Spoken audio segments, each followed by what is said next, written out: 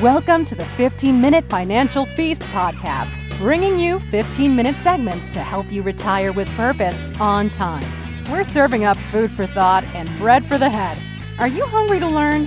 Here are your hosts, Mark Triplett and Troy Westendorf. Hey everyone, welcome to the 15-Minute Financial Feast. My name is Mark Triplett. And I'm Troy Westendorf. And today we've got a topic that we're going to be focusing in on, the difference between risk capacity and risk tolerance. So this 15-minute segment will help you hopefully retire with purpose on time. So if you're ready, we've got some food for thought, some bread for the head. Troy, are you hungry? I'm hungry. It is almost lunchtime. I knew you would be.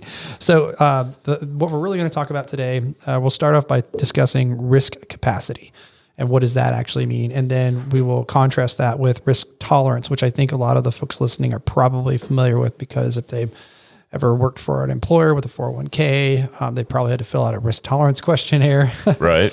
So most folks are more familiar with risk tolerance than they are risk capacity. And then how to determine the right balance between the two of those. So that's what I think we'll start there. Let's jump in with risk capacity. Cool. Yeah. So risk capacity, the amount of risk your plan can handle without breaking. So, that's different for everybody. I'm guessing is, what is our plan at before it can hit that breaking capacity, but it is based on cash flows. It is based on spending plan. And that's one of the things that we ask for, in all of our discoveries. You have to have a spending plan. Without that spending plan, it's really hard to tell someone what the future looks like for a retirement standpoint, without a spending plan and cash flows.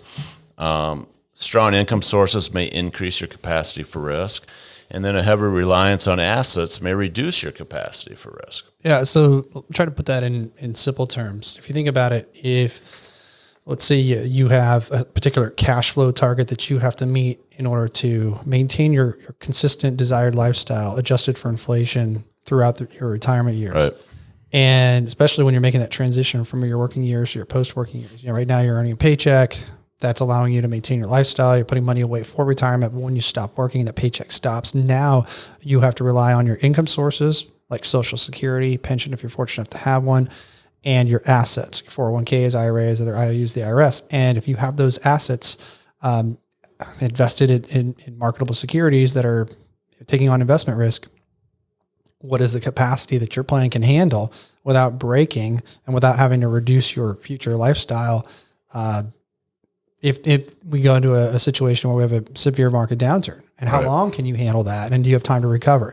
That's really what we're talking about when we're talking about risk capacity. How much capacity for risk does your plan have, and how much can it handle before it breaks? And that's very different than risk tolerance. I always like to tell folks that risk capacity is logic based. Right. Yeah. Okay. Where risk tolerance is more emotionally based. How do you feel about it? So we really want to stress the fact that when you're looking at figuring out how much capacity you can accept from or risk capacity you can accept in your plan, you have to have a plan first, right? You actually have to structure your income and assets and develop a spending plan of what your desired lifestyle looks like before you can really start to answer that question around risk capacity. But for decades, most of the focus has been placed on risk tolerance. Right. Anybody in our industry is familiar with risk tolerance because they've been exposed to at one point or another a risk tolerance questionnaire.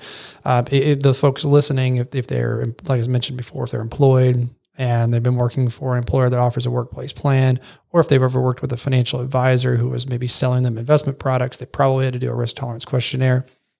But risk tolerance is all about how you feel emotionally about risk, right? So, and those feelings change, right? I mean, when the markets are good, everybody's got a huge risk tolerance, so they can handle anything.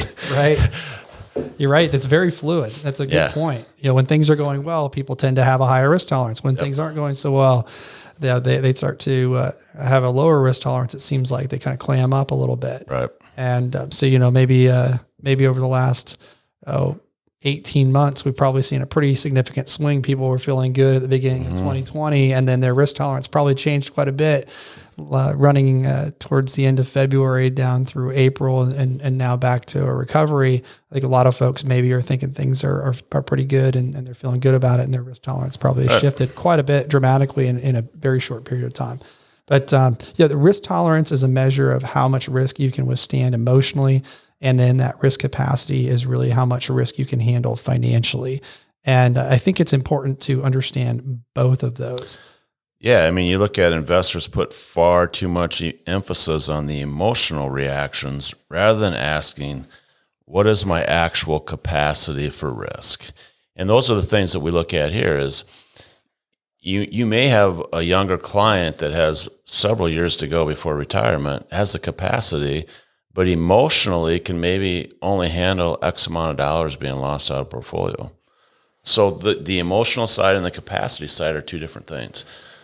Yeah, I think what you're referring to is, let's say we've got somebody who is in their mid to late 50s, okay, and their target for retirement might be 8 to 10 years from now, sometime in the middle 60s, okay, and they're looking to accumulate wealth during that period of time and then make that transition to their post-working years. Well, they might have a high risk tolerance. They might feel really good about taking risk and being more aggressive, especially when the market's doing great and everybody's making money in the market and there's this exuberance about that. So they might be thinking, oh, I got a high risk tolerance. But when we actually organize all of their income sources or their retirement income sources, that is, their retirement assets, what they could reasonably accumulate between now and that transitional moment, and then we apply a significant market downturn. We're talking more than a correction. We're talking, a tech bubble or a housing crisis or a pandemic. Yeah, you get that 30-35% slam. Exactly. What is that going to do to their ability to maintain that desired lifestyle at that moment when they go to pull the trigger and transition from their working years to the post-working years? Are they going to have to make tough decisions? That's how we start determining what the capacity is for risk. And it usually is very different than what their risk tolerance is. Now, let's flip that one on its head. Let's say we've got an 80-year-old widow who has a pension from his or her husband plus Social Security, needs $5,000 a month to live on, but has $8,000 a month of income coming in. But for one reason or another, somebody in our financial services industry decided that only 20% of her money could be in the market and 80% of her money has to be in cash equivalents because of her age. Well, that person has a lot of risk capacity, right? 80-year-old, plenty of cash flow, easily maintaining my lifestyle. I have more cash flow coming in than I can actually spend on a monthly basis. And I'm just putting it into the bank. Yet those dollars could be maybe used more constructively, but perhaps either because of risk tolerance or because our industry has propagated this quote rule of 100. Right. Take the number 100 and subtract that person's age, and that remaining number is how much should be in the market versus not in the market. Right. That doesn't make any sense at all. No. That we don't believe that the rule of 100 has any place in financial planning. We have to look at purpose and timeline. What is the purpose of the dollar? What's the timeline of the dollar? And if that 80-year-old has basically a lot of cash flow coming in that allows him or her to maintain their lifestyle, and then these other resources are meant for inheritance, for example, or some sort of wealth transfer strategy or charitable giving or whatever, then maybe those are better served somewhere else than just sitting in cash. And because the capacity for risk is really, really high in that situation. So really understanding the difference between risk tolerance and risk capacity, and then finding a blend between the two. Yeah, and that is a question mark. How do you find the right balance? I mean, you have the risk tolerance and risk capacity may not align for some people. So how do you find that balance of capacity versus tolerance? I think you have to start with organizing your income sources, specifically your retirement income sources, Social Security, pension if you're fortunate enough to have one, if you have rental property income, those kind of things, and your assets. So your retirement assets like 401ks and IRAs and other IOUs, the IRS, personal savings, brokerage accounts. You organize all of that. Then you develop that spending plan that basically outlines what it costs to maintain your lifestyle today, adjusted for inflation, taxes, healthcare expenses, et cetera. Then you can really see, what is my cash flow circumstance. How much am I going to have to rely on my assets?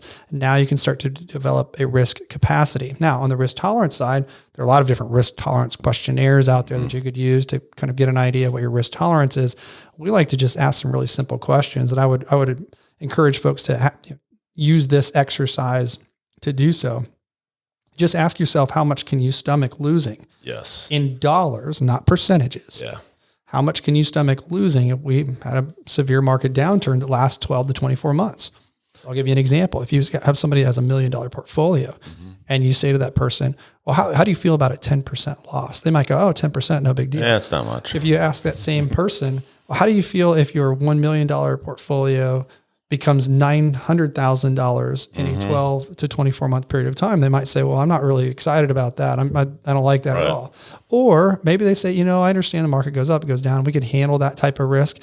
Well, then you might ratchet that up and say, well, what if your $1 million portfolio becomes $800,000 in a 12 to 24 month period of time? And they go, well, yeah, that's really making me uncomfortable. I'm not okay with that. Right. So just kind of walk yourself through that exercise of how do you feel about that realistic potential for loss? Then you can kind of back into, well, how much should I have at risk versus not at risk?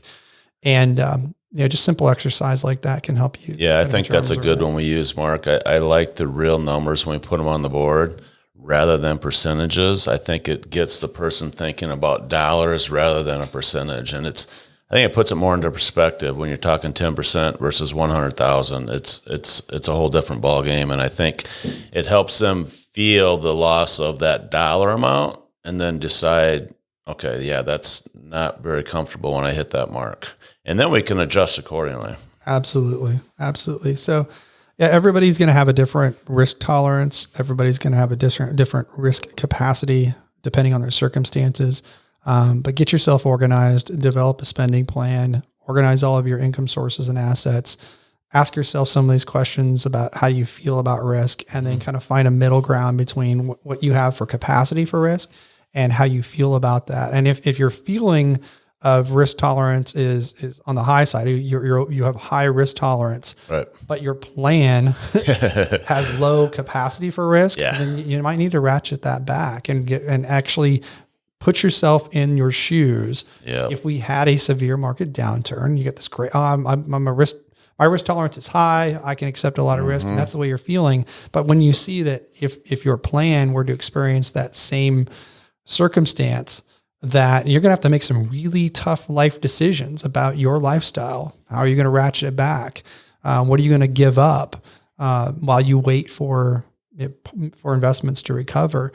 You might feel very, very differently, but it's hard to visualize that until you get organized. Yeah. Now, if you're just looking at one account, or you're just looking at how you feel, and a lot of these risk tolerance questionnaires don't have anything to do with your actual income and assets. There's no planning involved. It's all emotional based. It's all emotional based. I think too, we tell clients too that you will see a recession. So I think it's important that they plan for it. You will see some recessions in your retirement years.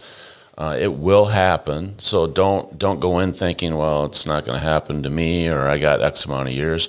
We don't know when it's going to happen. We just know that statistics will tell us it will happen. Yeah. I mean, in a retirement that could last easily 25, 30 years between a married couple, husband and wife, they'll see at least two, maybe three downturns, severe market downturns that they need to be able to comfortably ride out and not panic sell. Right. And the only way to do that is to do the planning ahead of time so that you're not in a position where you're freaking out. So I think that's a good place to end the show this week. So we hope you found value in this discussion between risk capacity and risk tolerance. If you're not quite sure how to determine your risk capacity, or you want to talk through some of those questions about risk tolerance, emotionally how you feel about it, seek out a financial professional who understands retirement income planning. You can always hit us up on our website at www.mypt5.com. That's www.mypt5.com. And we can answer your questions there as well. So, I'm your host, Mark Triplett. I'm Troy Westendorf. We've been serving up some bread for the head today. Every dollar has a purpose. Every dollar has a timeline. Until next time, be sure that you are taking steps to retire with purpose and on time.